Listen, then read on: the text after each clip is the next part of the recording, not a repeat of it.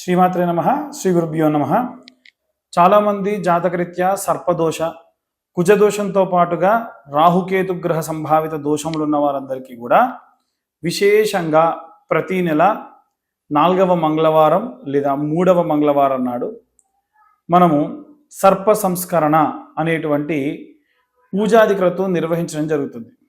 ఈ సర్ప సంస్కరణ ఏమిటి అంటే నవనాగులని కూడా అందులో ఇంక్లూడ్ చేసి, అంటే నవనాగులని కూడా మనము అనంతం వాసుకిం శేషం పద్మనాభంచ కంబలం శంఖపాలం ధృతారాష్ట్రం తక్షకం కాళీయం తదా అని నవనాగుల్ని మీ చేత్తోనే తయారు చేయించి పూజ అభిషేకం చేయించి ఎవరి హోమగుండం ఎవరి పూజా ద్రవ్యాలు వారికే ఇచ్చి ఒక అర్చకుడు హవిస్సు వేస్తుంటే ఆ సర్ప గాయత్రి వచ్చినప్పుడు ఆ యొక్క సర్పాన్ని హోమంలో వేయాలి.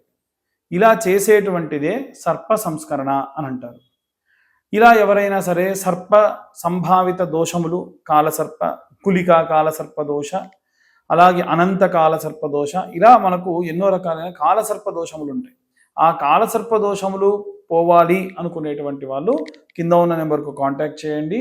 వివరంగా పూజాది క్రతువుల గురించి తెలుసుకొని పూజలో పాల్గొనండి. సర్వే జనా సుఖినో భవంతు. స్వస్తి.